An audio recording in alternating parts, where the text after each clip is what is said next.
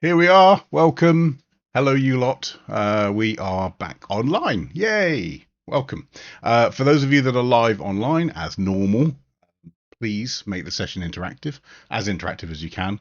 Bicker amongst yourselves, argue, heckle, disagree, applaud, whichever you want, but go for it, please. Otherwise, it gets a bit boring, sort of talking to a screen, as I say quite often. So, for those of you that have no idea what this session is, it's about that piece of software up there, Capture One, which is the one that is written by the clever guys in Copenhagen in Denmark. Capture One is a raw editing processing piece of software which allows us to take the data that your camera sensor records, that's come from the lens, which has come from the light in front of the lens, which hopefully has come from a subject that was bouncing all that light into your camera. The problem with our raw files is that typically they don't look exactly like our brain interpreted, because we don't see with our eyes, we see with our brains. And your brain is different to my brain in terms of how they're wired, which means that we, the two of us, would see, or all of you and me, would see very different things when we're looking at the same, in quotes, subject. So we take our raw data, which is the flat file data of exactly what light the camera recorded based on the settings that you've put in, and sometimes we get those settings wrong. It takes that data and it allows us to effectively process it to get it back to what we remember, back to how it felt, or to even go beyond, if we choose, how it felt. So we might want it to feel warmer than it actually was that day, or cooler, or darker, or happier, or whatever we want. So for those of you that are live, as I say, we're going to edit your pictures. So they're not mine. You guys have been sending in images over the last week. We're going to edit your pictures today. You are more than welcome to ask questions. You are more than welcome to challenge when I do something and ask why we've done it that way. You are also more than welcome to send in your own. So to send in your own pictures, you do it there. So paulreeferlive.wetransfer.com. That is a portal that allows you to upload a raw file, preferably. There's a limit to what we can do with JPEG files. So we want the raw file that came from your camera. Any notes on any problems you've had, any things that you've tried, any things that have gone wrong, and we'll try and help out, basically. And we'll do that over the next hour with the people that have sent in theirs so far. For those of you that are not familiar with what on earth Capture One is, as I say, it's a raw processing piece of software. Go to capture1.com, download a free trial. It's free for 30 days. You don't have to do anything in terms of credit card stuff, billing stuff, any of that stuff that lots of free trials want. Download it, play with it, see what you like, don't like, and then maybe come back to here. We can probably help you. For those of you that do have Capture One, make sure, if you can, that you are on the latest version, which is still, to this day, currently 16.6.3. You can find that out by going to the Capture One or Help About menu and go into the version number. Capture One markets it now as just Capture One, so it doesn't say Capture One 2021 or whatever based on the year. It's Capture One. The reason being that they now don't have planned, effectively yearly updates. It is a point release system, so if you buy 16.6, you are entitled to 16.60, 61, 62, 63, 64, 65, blah, blah, blah.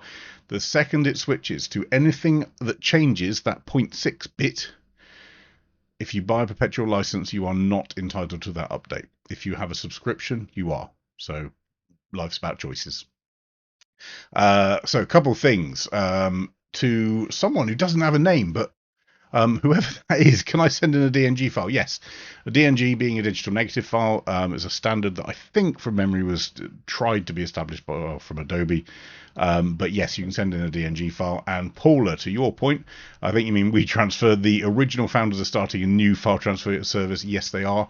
There's lots of stuff going on in the file transfer space after last week's Transfer Mageddon, whatever you want to call it. Speaking of Armageddons, do I go there? Yeah, we go there. 26 UNESCO World Heritage Sites in the US, I'm guessing, have just been deleted. That's not very good for landscape photographers because, in part, that's what drives people there, and it's what, in part, what gets it funding and, protection and all the other stuff. But apparently, as of today, the US is back out of the UNESCO setup. It's a shame. Genuinely, a bit of a shame. Although it is feeling a little bit okey-cokey. in, out, in, out. Just need to shake it all about. Next, let's go into where we finished actually last week. So last week's files, we're going to go through probably 4 or 5 files today. But last week's image from Hassan, which was this one, this was the edit that Hassan sent through.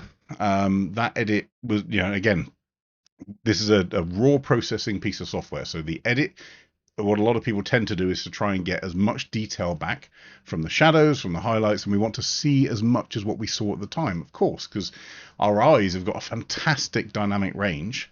Can we get all of that detail back that my eyes could see? Well, possibly yes. If I look at the before shot, the one that came out of the camera, and I did that by pressing the Y key on my keyboard or pressing up here for the before button, I can see what the camera recorded, or as close to what the camera recorded as possible. And I can see Hassan's edits, and I know what the plan was here, which is to really focus on the mount in the distance and use that color and texture and depth. But the problem was last week, a lot of the contrast, a lot of the differences, and I would encourage you, if you haven't seen this, to look at last week's in the latter part of it. The contrast and the layers had gotten lost because this really was about the light that's sort of falling in there in that sort of crevice. But while we've got difference here between this bright area and this dark area, relatively dark area, the edit darkens down this to show me more of it, but it lightens this effectively, so we end up with lacking contrast. We actually lose the whole point of that light that was falling in there, and probably what Hassan saw and wanted to take a picture of. So we edited it differently. We added some layers in, including one called Hutty Thingy. But the idea being, let me just undo all these layers so you can see. We go from here. We have a sky layer, which darkens that. We have a rear mountain layer, which makes it richer. Didn't do this for one. I think this is to lift that bit in there, but we're not using that. Deep sky, which is to make the whole of that back sort of triangle even richer. First mountain, we made really dark. Second mountain, not quite so dark. Third mountain, we actually lifted up a bit, so we've now got 3 different layers. The Hutty Thingy is to lighten that hut. Debate point as to whether or not we need to do that, but remember we have opacity in Capture One. We can pull it down, and then a final little adjustment, which was just to add in a little pop of light again. So with that said, let's look at this edit. So this was the second edit out of the same, presumably the same shoot, because it's this bit here. If we zoom in up here, we get, there we go, that view. So this is the wider view on a wider lens. What were we on there? 290mm. This was at 74mm, so a zoom lens. Let's look at before and after again, and we kind of get the same story. So lovely way of adding in depth in there, but this here is a little bit flat. I'm just going to break a second. Tim, DNG files, can you export a DNG as an EIP as original with edits? And then Paul has said, last time we checked, you can. Now here's the problem, and actually you've noticed it. If the DNG is created out of Capture One as a HDR image or a panoramic stitch, you cannot export it as an EIP with the adjustments. If it is, as you rightly say, camera native, so in other words, if the camera produces DNG files, so it came out of the camera as a DNG, then yes, you can export it as an EIP with the adjustments. If it's a created DNG, so in other words, if you create an HDR blend out of a load of native DNGs, weirdly, Capture One won't allow you to export that with the adjustments. The way around it, which is a very weird way around it, and for now it works, but it's horrible, you can create a catalog with the DNG files that you want. You can then create your whatever, your HDR blend or your pano stitch or whatever, and you can send that catalog, which is ridiculous. We all know it's ridiculous, but that's the way around it for now. One of the ways around it. There are other little ways we can do stuff with sessions too, but effectively you've got to ship the entire container, not just the DNG. Okay, so back to Hassan's shoot. So here's the bit that I struggle with on this shot. On this shot, I was actually really clear. This is our subject. On this shot, I'm not so sure. And again, let's go back to where we started. Is the subject this light or is the subject this mountain? Because based on that, I'm going to have to edit these mountains or the background very, very differently. Now, I've got a view on this, but if, just as a caveat before we start editing, if you feel that the mountains here are actually the biggest subject, then you would edit what I'm about to do completely differently. So just bear that in mind. There's not one right answer in any of these, unfortunately. So let me just flag that one. So I always put a color tag when I'm editing stuff. So I make sure that I'm only editing the one that I plan to and not the person's original. The way that we do that, you can either right click and go to color tag and you can choose one almost to your heart's content, but as long as it's red, orange, yellow, green, blue, pink, or purple. Or you can use the keyboard shortcuts, which by default plus, minus, multiply, and divide. Plus, you can assign other keyboard shortcuts. So the minus key gives me a red tag, and I use that as my bit of benchmark just to make sure that I know which one I'm editing, which one's my reference. Because I've created a clone of the variant, this function here, these both refer to the same raw file, remember, but these are two different edits of the same raw file. So it's not duplicating your raw files, it's just creating another container for this edit, my edit, versus Hassan's original one. So on this edit, I'm just going to undo a lot of it. Just because I just want to see where our base edit is. So our base edit here, and what I mean by that is the stuff that was done on the image layer. You don't have to keep it on the image layer. You can right click, go to move image layer adjustments to a new layer. Takes it from here to here. So slightly over on the original. A couple of exposure warning bits up there by turning this on. Nicely recovered here. And these are all, remember, these are global adjustments on the image layer. So there's no mask, there's no selective stuff. This is literally pull down the exposure by half a stop. Oh, 0.8. I'm going to just back that away because I want to keep it maybe to there. No contrast change. Pull down brightness, which has an effect of flattening. So it's not the same as exposure. Exposure shifts all the values. Brightness condenses all the values, so it drops things to be darker or drops things or raises things to be lighter without pushing the edges off the end of the scale. And again, I just want to, I kind of want the image layer to be flatter because I want to start adding in layers myself without doing it globally. High dynamic range. So if I want to see any tool's effect without undoing it completely, because the risk is I undo and I forget, and then I forget that I've lost my undo capability, I can hold down the Option key or the Alt key on your keyboard, and with it held down, that's the most important bit, click and hold the undo button on the tool. So I'm just seeing the difference of high dynamic range here. I'm not seeing everything else is left as it is, but the high dynamic range is doing that. So I agree with the highlight recovery. I'm not so sure about the shadow lift. And there's a weird thing here about dropping the black. So again, we're on a base layer, we're affecting the whole image. I'm not so sure, I'm not convinced that's useful. Up here, this overexposure here is probably in the red channel, yeah, red at 255. So we've got our readout at the top of the screen. I can see that that is blown, it's beyond 255. It's probably because of this level change. So this has been mapped to say any value that was 234 or above is now fully exposed, now fully 255. That has the effect of brightening things, but it also has the effect of overexposing elements, and there's no need to. You don't need to do that in the levels on this one. Don't even need to do that in the shadow. Curve, do we have an RGB curve? Nope, so there's no curve in there, that's good. Nothing much in the color editor, so that's good. Bit of clarity, that's fine. Okay, so with that all sort of relatively undone, I'm going to hit my dehaze button just to get some depth. So if you think about dehaze in this context as depth, if you've got quite a washed out image, whether it is actually haze or just looks washed out, one way or the other, dehaze will help you get to a position where it's just got a bit more character, a bit more volume to it.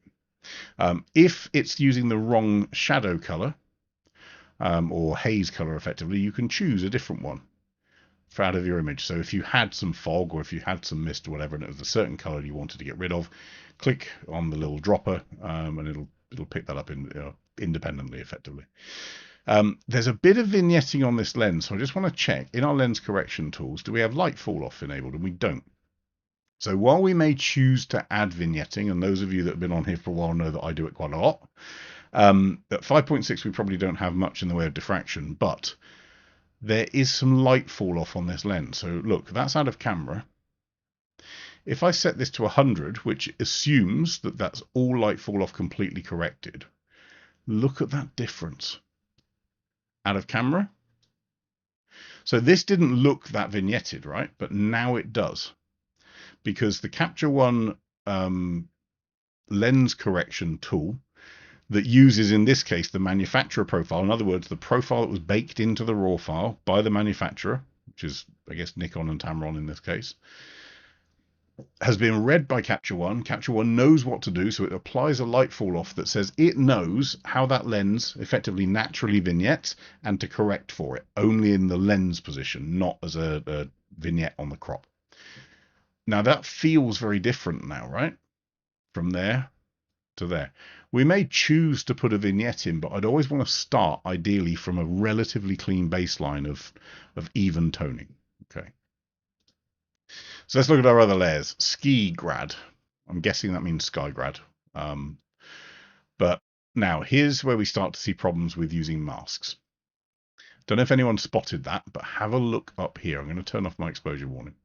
So in theory, we have a lovely mask for the sky that only touches the sky, right? And that's the correct thing to do. Think about it. We want to mask the sky. We do not want to mask the mountains. Great. But there's a problem. Because the sky, in theory, doesn't include the clouds. Or if it does include the clouds, then it needs to include the clouds that are also on the mountain. And if it doesn't include the clouds, then we shouldn't include the clouds that are in the sky as well as the ones in the mountain, because the result of creating a sky layer with clouds that span from the sky to the front of your subject is that it looks like this. Wrong. It looks wrong. And it's something that I'm pretty sure when people are editing, they start playing around with this stuff and they pull down the exposure and they think, yep, great, I've got my sky correct. But it's not. It now looks obviously masked. And if I look at these other ones, foreground grad, that's actually lifting up the darkness in the foreground. Well, a lot of that darkness came from the lens correction that wasn't done. So we don't need this foreground grad at this point. Warm up the mountain hills. That's these bits up here. Great. But that's it. That's our edit. And for those that think that this just looks odd only in my edit now, let me go back to Hassan's first one. The image that we might, it's interesting, isn't it? Our brains don't pick it up immediately. But now I'm guessing you can't not see this. And it comes from the fact that this cloud is not masked. If I look at the mask in grayscale, so Option M to look at the grayscale mask, yes, it covers the sky. It covers a little bit of it, or it doesn't cover a little bit of this cloud. But it doesn't matter because these clouds go across the mountains. So you can't just darken the sky. It doesn't work. If you're going to darken the sky, we've either got to exclude the clouds from the sky, or we've got to darken these clouds as well. And I don't think we do want to darken those clouds as well. So, undo. And what that tells us is this is an image that we're going to have to deal with a lot more globally. So when we talk about intricate masks, let me take you back, and the reason for doing the trip down memory lane, this one has got some lovely masks because the layers are clean.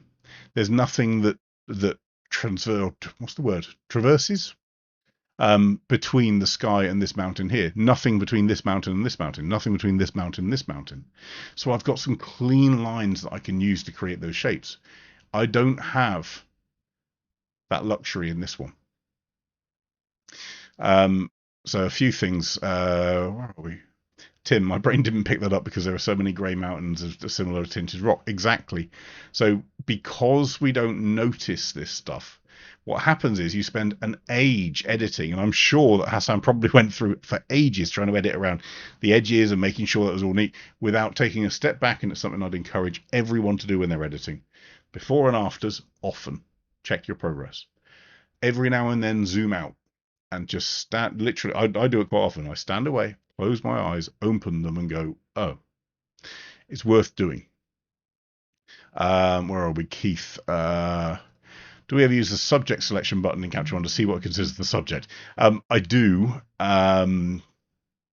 Because there's not someone there pouting with a hat and a piece of fashion on them, I'm not convinced the subject tool is going to do a very good job, however you want to interpret that.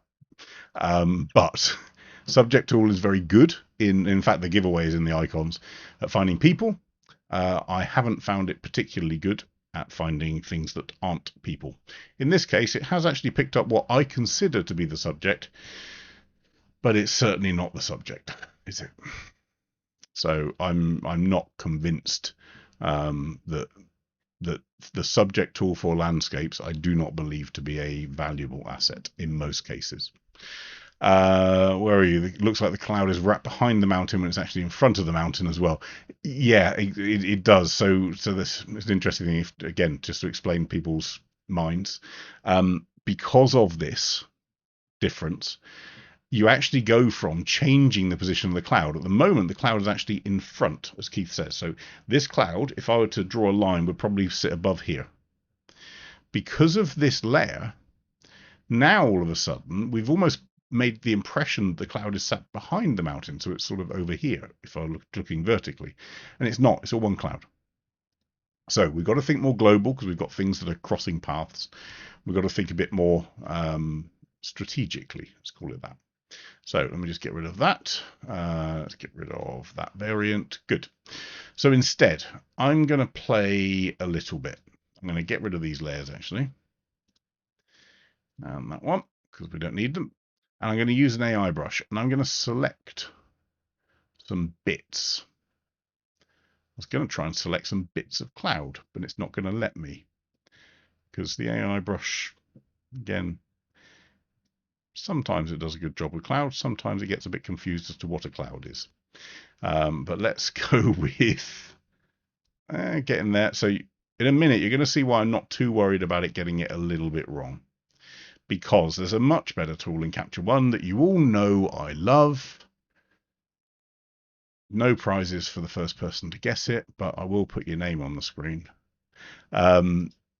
We've got a function in Capture One which is great at spreading masks to similar areas. Oop, clicked one too many times, so I picked up the sky. Didn't mean to do that. There we go.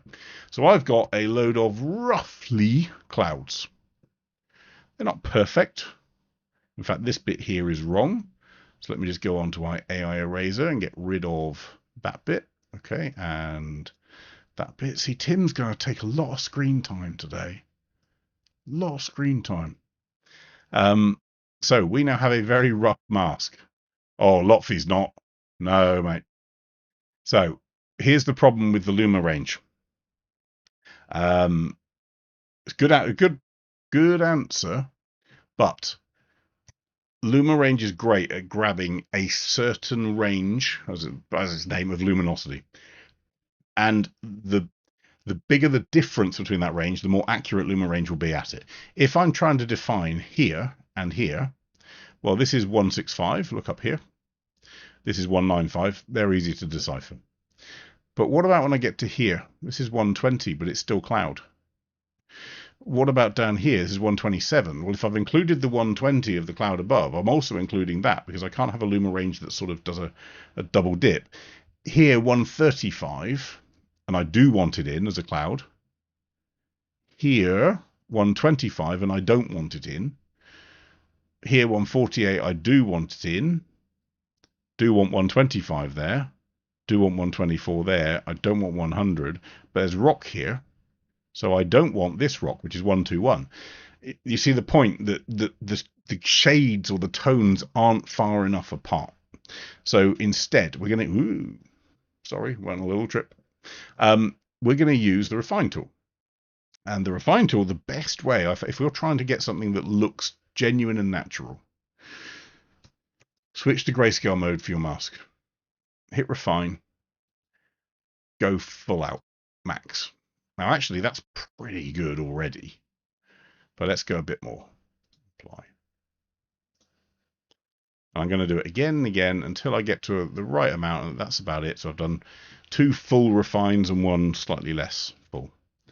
And now, only now, do I have the option to independently pull up those clouds, if I choose to. Now, I'm not saying that we will, but that is a way that you can get the clouds, including the ones in front of the mountain, including the ones in front of the sky, including the ones behind the mountain, all in there. You draw a rough mask over the sort of stuff that you want. Don't have to use the AI brush. You could have just done that manually. Then use the refine mask tool and you get to a decent enough mask to do it. Now, whether we want it lighter or darker, that's a debate. I actually quite like it a little bit darker, maybe about a quarter stop darker. We could reduce some saturation, but that blue is actually quite nice. So let's just pull that up a little bit. I could dehaze the cloud on its own and we get a bit more texture. I could rehaze the cloud, which means I get actually more cloud. So if I go to before and after, you see that's lifted it. So going the negative way on dehaze adds haze. We get more of that stuff, which is good. So then I end up with a mask that is literally just defining the cloud a little bit nicer. That's all. I'm going to call that cloud. Then our foreground layers. So we have the same problem in reverse for the mountains, right? Because even though this is going to pick all of that stuff up, great, I've got a mask that covers all my mountains, but it's also covering those clouds. Now, wouldn't it be nice if we had an intersect option on masks? Well, let's see. So there are lots of things with masks that I would love to see introduced. One of them is that. The other is the ability to take a gradient mask and erase out of it or add to it.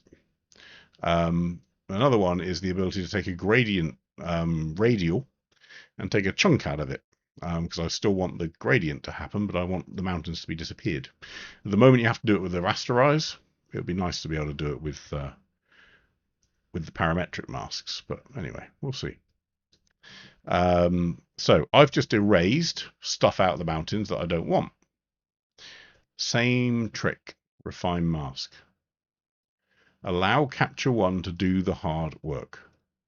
Refine mask again, apply. You see that I'm excluding some of this stuff. Some of this stuff up here I need to exclude a bit more. I'm just going to go to there. Good. I now have a mask that covers most of my mountains, excluding the clouds. With that, we can pull up a bit of contrast. I can pull down some exposure. I can pull up some clarity just on the mountains, which is quite nice. Yeah. I could change that clarity mode from being natural to being punch, which gives me a bit more color as it's lifting up. I might want to get rid of some of the blue in the gray and the snow, maybe, only on this mask though. So I'm going to click in there. Yeah, it's quite blue, so I'm just going to pull that saturation back there. There we go. And it starts to feel a bit warmer. Rather, it's not a case of it's gone from blue to grey. It's gone from blue to warm because our eyes then see less blue in that. I do want to put a little lead up with a gradient. So let's just draw a quick gradient mask. I'm going to call that one Mountains Foreground. Grad foreground. It's important to label your layers, ladies and gentlemen, because it means that we can remember what on earth we did when we come back to this picture in 10 years time.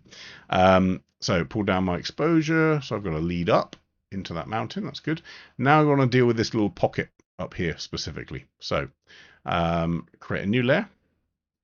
I'm going to use the AI brush, which does a pretty good job actually of identifying that area in there. I'm still going to refine it. Maybe go to there because I want a soft edge out on these clouds. We used to have to do feathering and advanced masks and magic masks or magic brushes and stuff like that. It's less important now because you can do this refining. So with that, let's pull back our highlights a bit more. That's too much. I don't want them going muddy. Let's pull up some contrast, and then we can also pull up a little bit of saturation in there. Now, this doesn't quite make sense if this one's not also included, so I'm just going to do a very quick and dirty addition to my mask to include it over there in the same thing. But to me, that's sort of where I'd get to. If I wanted to add a manual vignette, I can, but at least I'm in control of this now rather than it being a byproduct of a lens defect, effectively, which is what a lens vignette is. But I've got control. That's the key thing. Lotfi, so how many times can you refine? I have tested this to a maximum of 30 times. I don't know the limit, but I kept going and going and going. What you end up with is almost like a black and white line drawing of your image. I've not found the limit. Whoever wants to, please go and find it. But genuinely, actually Keith was asking it as well there. I haven't found the limit, so I think I probably got bored before I did get too carried away. But the risk with the refine and keeping on going is you're going to get less and less difference between what's masked and what's not, because the idea of refine is to smooth out effectively those masks and find similar areas. So if you overdo it, I think you're going to end up with a negative effect rather than a positive effect. But certainly, 5-10 times, get a nice soft mask. And again, keep an eye on your radius, because that controls how far from the original mask it's searching and seeking. But overall, there we go, Keith. Technique is brilliant. Gonna have to watch this several times. Have a look last week as well. We did similar with the forest and also Hassan's previous shot. I then go from there, which is the original edit, to there. I'm not fussed, actually. This mountain out here, if we do really, really want this to really, really pop, of course we can add a layer just for the mountain, but I would really, really, really warn against overdoing this. Effectively, it's an extra bit of clarity. Pull down some highlight, pull down a little bit of exposure so we get some of that color back in and up the saturation a bit. So we're basically adding in a way of seeing the mountain a bit better. I don't disagree with it, just be really careful you don't overdo it. But we go from there, original edit, to there. And this one feels like it matches this edit more than this one feels like it matches this edit. So as the same mountain range, I would say, I put it to you that I think that's quite a nice little set. And the key with this, yes, these look different to the before, but this one has gone flatter. So it's gone from a high contrast scene to a flat scene. All the details back, which is great, but it's got flatter. We've lost interest. This, we haven't changed the contrast. What's actually happened is, broadly speaking, if I were to just pull down the exposure on the original one, which means we lose detail, this is the equivalent, but with a lot more detail in the foreground. And if you want to back away the detail in the foreground, well, we've got our mountains foreground here. We can. I like it quite rich and deep, but not everyone else does. So, it's all about, though, if that scene was about that contrast, which it clearly is, don't throw that as the first thing away, which is what, unfortunately, shadow recovery, highlight recovery, and all that stuff, and this masking issue here, you've just got to be really careful, because this is a really nice shot. Like, well done, Hassan. It's a nice shot. It's a nice scene. It's composed well. You saw the light great. Just try and get the best out of it. Right. There we go. Paula, maybe a refined script. The problem. So I'm going to tell you off now, Paula, live on air. Think about what the script would do. And think about what I often tell people, which is keep an eye on your edits. Imagine I have a refined script and it says, how many times do you want to refine it? And you go, 14. Okay. How did you come to that number? So although it is painful, and I get that it is annoying because I do it, you need to keep an eye on what's happening to the mask and the resulting image after each refine. This isn't something you can automate, because you've got to know when to stop. And it might have been on that 14 or 21 that you put in. You should have stopped after 4. No one knows. So yeah, I'd be really careful with automations. I'm not a fan of automations. I hate them. There we go. Because what an automation tells me is you're not keeping an eye on what you're doing. Controversial. Not the most controversial thing to date, though. Right, Richard's shot. So this was a surprise for me. So this is Richard's shot of a street. It's a street. There we go. But the interesting bit for me is actually the recovery that was done on here. And we've also got these 2 layers, sky and not sky. So there's our sky layer, there's our not sky layer. I would argue that these are literal opposites from each other, and that sort of makes sense. And they're doing very different things. So the sky layer is lifting contrast, it's pulling down brightness. It's pulling down, so it's basically adding contrast by pulling down shadows, black, also pulling down highlights, which kind of does the opposite. But the not sky layer is literally recovering shadows. And it's also adding contrast, and it's also adding brightness. Great, no problem. But as you all know, I always start from the before and after. And the challenge that I have, if I go to the, let me change, no, let's actually do it. Go, ta-da. Don't know how to do the big reveal. I need a drum roll. That's what I need. Right. Here's our original.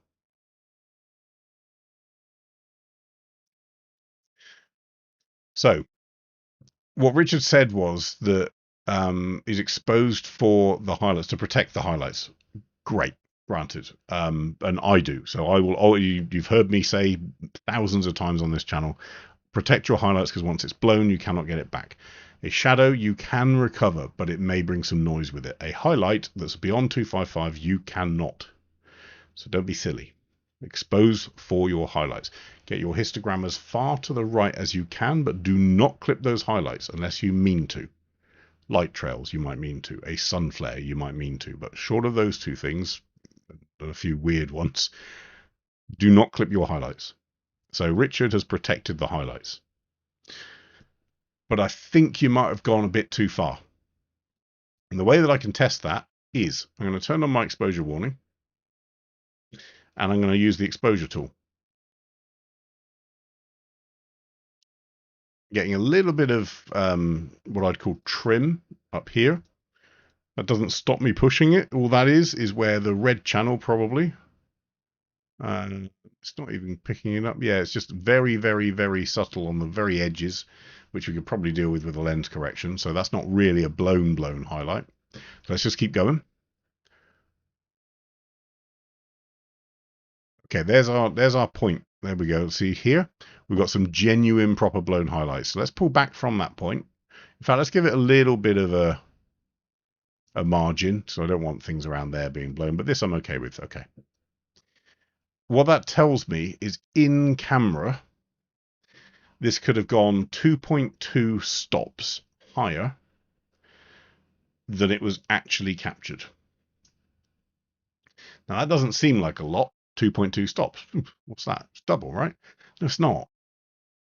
Because unfortunately, the way that stops work, which is powers of, that's almost 5 times more light. So 1 stop would be twice as much. 2 stops be 4 times as much. 2.2, 2.3, we're almost into 5 times as much light. So I could have allowed the camera to capture 5 times the amount of light and still not been overexposed. And I'd have started from this point rather than this point. And the problem is that starting from this point, we're doing a huge amount of recovery. And we're pulling back a load of information that is sat in shadows that really isn't the best data. If we look at it down here, now don't get me wrong, I've got my exposure warning on here for shadows as well.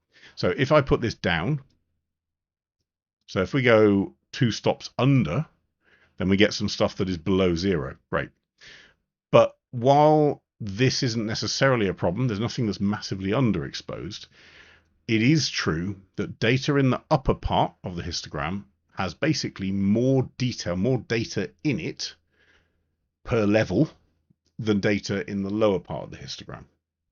I'm not going to go into the massive mathematical graphs that we need to show you to demonstrate that, but it is true that if I took something that was up here, it has huge amounts more data and signal to noise ratio, most importantly, than something that's down here. So we want to push this as far as we can up without risking overexposure. This was playing it too safe, effectively. So, oh, Keith, question. We've got good questions today, haven't we? Does the exposure evaluation tool help to diagnose the issue? It does. It does indeed. Now, if you haven't got the exposure evaluation tool in your individual tabs, you can add it by right-clicking, Add Tool, and go to Exposure Evaluation here, or by default, you'll find it on the Tethering tab. Look at that. And do you know, right, genuinely,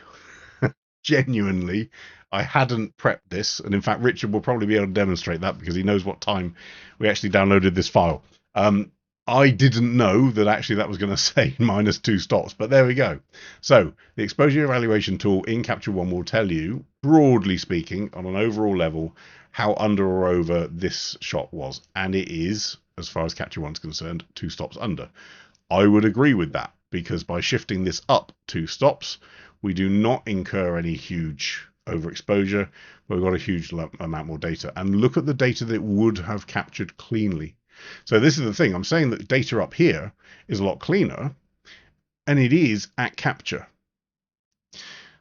But this data wasn't sat here at capture. This data is sat down here in the midtones and the lower midtones. Doesn't mean it's bad data. It doesn't mean we can't recover it, and we have got the ability to recover it.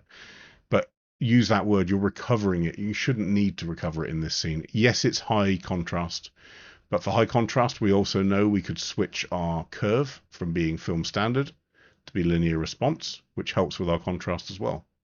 So, you know, and in fact, if I then look at my exposure warning using linear response, which hasn't popped the highlights,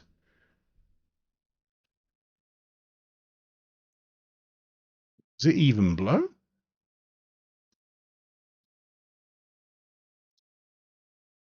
I don't think we can get it to actually. Oh no, there we are. It starts there. We could have gone 4 stops higher, actual raw data using linear response, but we could have started, for instance, here with linear response, 3 stops brighter. And look what's happened. We've lifted the shadows off the wall. We've got all that data out of the noise into the light, whatever the non-religious version of that is. But you see the point, which is you want that histogram coming out of the camera to be as protected as possible. On the right, you don't want it overblown. On the left, you don't want it sat in the zeros and below that.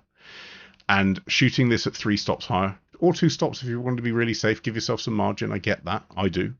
But this was easy to shoot brighter, and you wouldn't have to have done as much recovery. So on the recovery itself, no real issue with it. I feel that it's a bit too contrasty, a bit too saturated.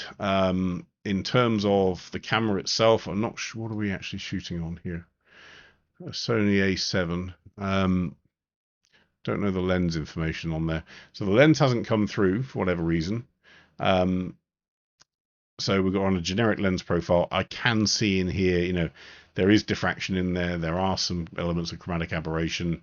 I think you've got some sharpness issues out of the edges. There's a little bit of light fall off. You know, it's not perfect in terms of the rendering of it. This bit's nicely in focus. This bit as we go out to here, not so much. So I'm guessing it wasn't at a full depth of field or aperture. This bit slightly out here, so you know it's not spot on. Let me just auto keystone it. If I was recovering from this one, to be honest, I'd just pump in a little bit of contrast, lift up our shadows a bit. Yeah, you can add in a bit of saturation.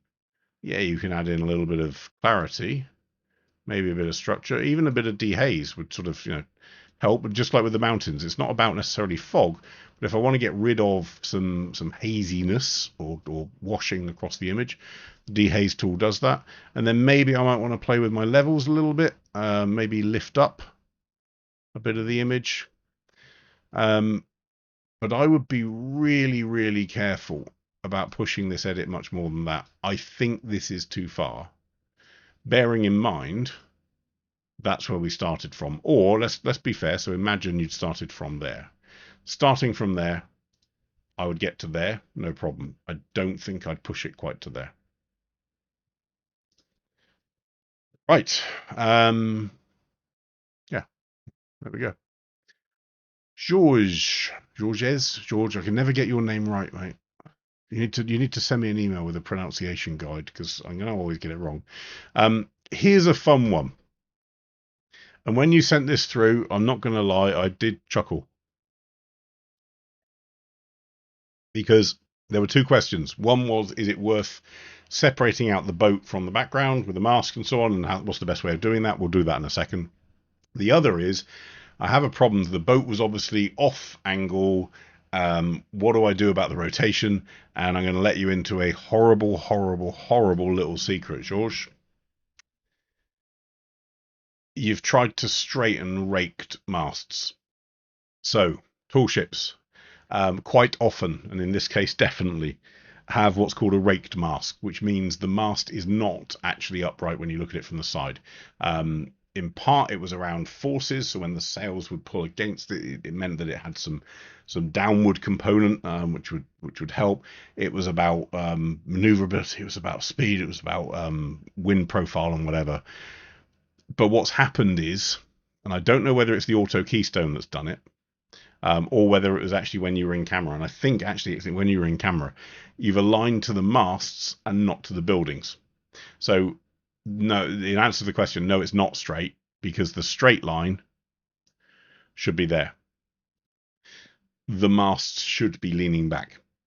Always a risk with a keystone or a rotation.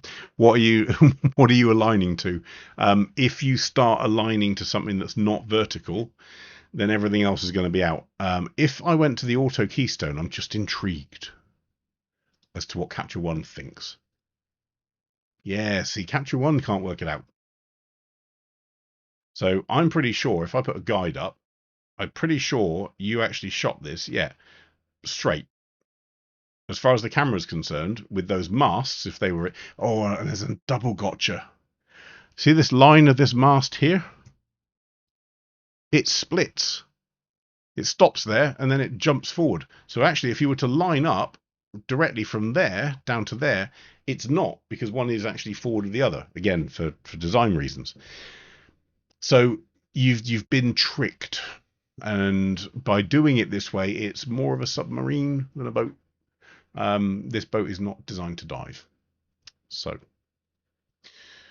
let's do it, and it is as simple as it's a rotate. There's no keystoning needed in here. It is a rotate. Now, all I'm going to do is just go along the harbour water. Now, actually, you got a, oh, mate, double gotcha. This harbour wall here is not this harbour wall here.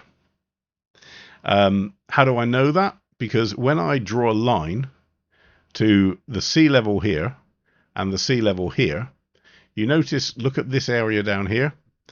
You notice there's a gap. And it's because this wall is forward of that wall in the back. That wall is obviously part of the quay. So we're going to go along here. Now, I've got some things that I can use to help me, because actually this is worse. That bit's further back than this bit. It's a nightmare. So a few things that I can use. I can use maybe an upright. Let me just get rid of this tool. I'm just going to do something silly. Yeah. I could use an upright instead. Not the masts, but a building. Let's assume that a building is vertical.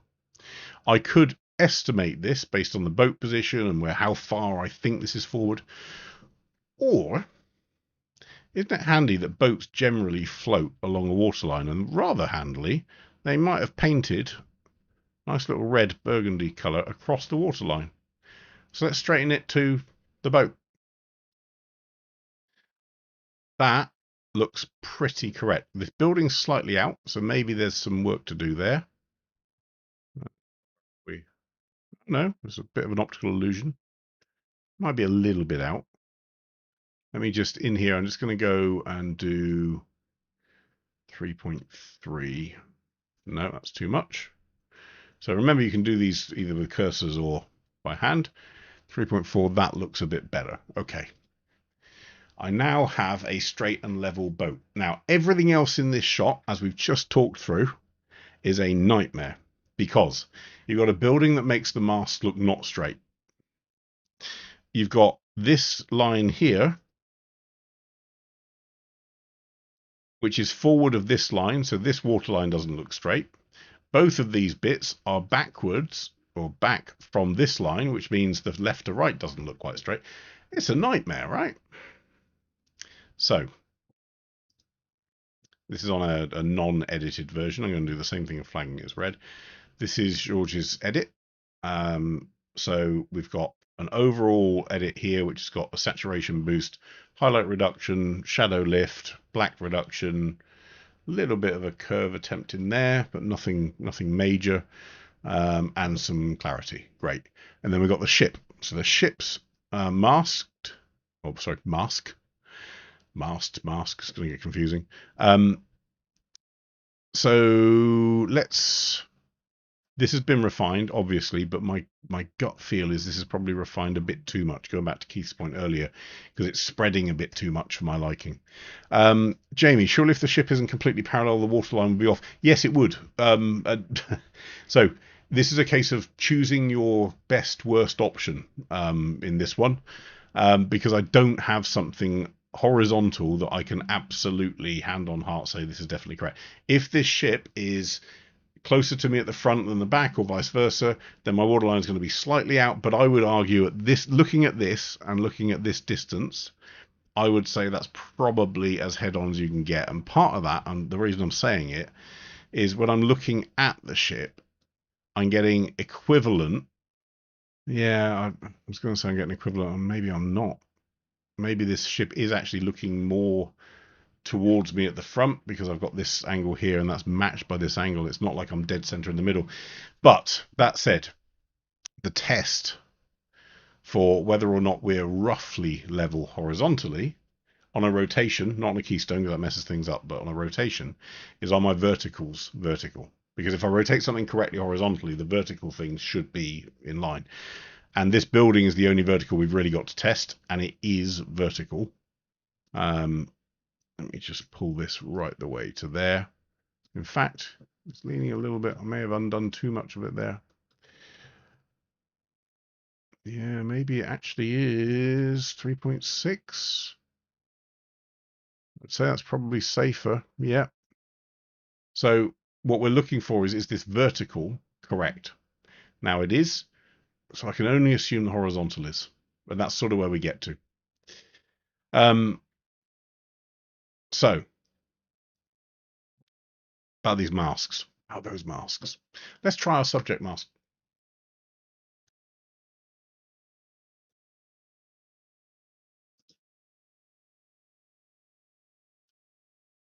Nope. Oh, there we go. George, yeah, if I remember correctly, the front of the ship was closer than the back. And it would make sense because of this angle here that suggests here that the ship is effectively turned out. So the left is closer to us than the right in that sense, which does make sense. Interesting. Subject mask. Denied. Background mask. Built. Everything. Well done. Slow clap.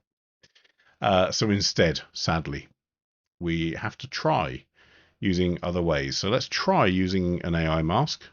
And I'm going to be really careful that we don't include things like the background Ferris wheel. I do want to include these masts. And remember, don't try and do everything with an AI brush fully zoomed out. To get detail, you are going to need to zoom in, and the AI brush becomes more and more accurate and, frankly, picky the closer you get into the image. So it starts allowing you to select different or smaller chunks effectively of it. And notice here, I don't want those background houses, right? I just wanted this bit here. So let it get that, and then we'll do a bit of refining later. I want this bit, but not the stuff in the background. I want these bits, but not the stuff in the background. I want these bits. You get the idea. I may not complete this completely because we're going to run out of time if I do, but you get the idea. And we're just going to use a bit more on that one there, and the flag. So be careful with all stuff ship, because if you start getting some bits and not others, it becomes very obvious to the viewer that something's not right. So if you have the whole ship is lifted up, but then the flag on it isn't, it sort of doesn't make sense. Likewise, this little waterline, I'm just getting rid of that bit with the AI eraser, which is the opposite to the AI brush. Right, let me go to my mask. It's not bad, but let's refine it. And I don't want to do that. So going back to Keith's point, and I think what happened before, it's refined too much. So we're going to limit this ship. We're only going to refine it maybe to there. 46, nothing on the grand scale of things. And with that ship, the best way I can lift it up genuinely is a bit of exposure, because that lifts up all the levels equally. It's not like it's picking on shadows and making them weirdly bright. We can do that with shadow, but we're starting to flatten the ship. Okay, let's just create a new mask, not ship. We can guess what I'm going to call that one now.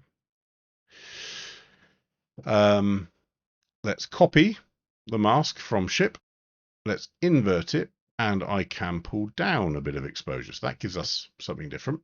Now, let's try our other little friend, which is the built-in star brush, sorry, enhancements, deep sky. Someone asked this on the Facebook group the other day. We'll talk about the Facebook group in a minute. If you want to create a mask that has deep sky in it, all you got to do with any of your star brushes, this applies to any of them, add detail, soft layer, any of them. Click anywhere on the image. I now have a new layer created called Deep Sky 1 with that mask. But I don't want that mask. I want my mask. Right click, clear. Right click, copy mask from not ship. I now have a mask of Deep Sky, which is my not ship mask. Not ship mask. See how that transcribes. Right. Overall, is the shot a little bit flat? Yeah, maybe. So if we go back to our image layer, remember you can always move them to a new layer. I could pull up my levels. If I'm going to play with levels, you know this, turn on the exposure warning to make sure that you don't go too far. I could get to there pretty easily. I could drop my shadows pretty nicely. I can move my midtones. Maybe we do a little bit into there, maybe there. So that's, and you notice I haven't really touched anything else, really. Deep Sky is doing a lot of the lifting because there's a lot of stuff in that Deep Sky layer. It's also got clarity in there. So if I start punching more and more clarity on top of Deep Sky, it's going to start looking weird. And remember, Deep Sky only applies to the background. So maybe I don't want quite so much clarity because I don't want the background standing out. I want my ship standing out. So let's pull up some clarity on there.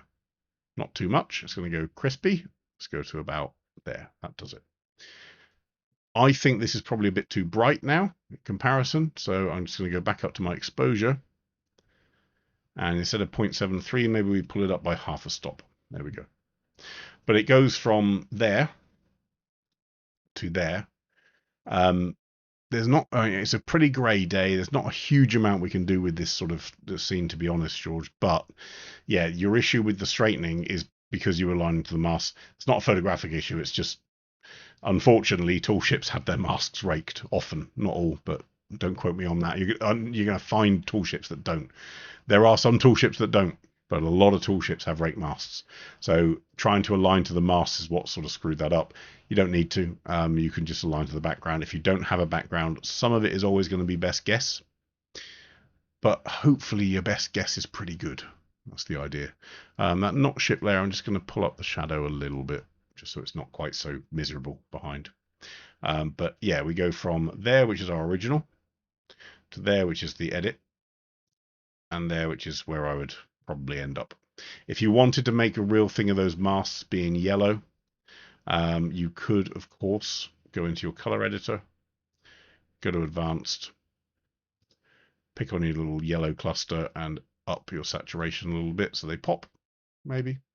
It's your call. You can do all of that. Okay, right. That's it. Hassan's online. Hi, Hassan. You got 2 sessions. You got special treatment. And Francois, yeah, the contrast between the ship and the background, it is what's I'd have loved to have seen what this would look like with actual sunlight falling on it, not on such a cloudy day. But it is possible to do, and if I then go, before and after like we always do, yeah, it stands out more. But it does. It is a tricky shot to start with because the light is relatively flat. So alignment, just check what you're aligning to. Richard, on this one, input data is so much more valuable than trying to fix in post. So just try to see if you can push it up a little bit. And then Hassan, on this one, this to me feels jagged and rocky. This one here just feels a little bit overdone. So just be careful with, especially those masks. Okay, so that's it for this week. There we go. 3 images, 3 very different issues, all done. For those of you that want to send them in, do it that way, live.wetransfer.com. For those of you that still want to enter this month's competition, it's there, Facebook group. You'll also find questions like I just answered about how to create a deep sky layer in there. You've also got access to all of those masterclasses between now and next week. So we'll be back next Tuesday, same as always, 3 o'clock in London, whatever time that is for you. But between then and now, feel free to have a look at masterclasses, learn lots. Get in touch if you need to, and we'll see you then. Cheers. Bye-bye.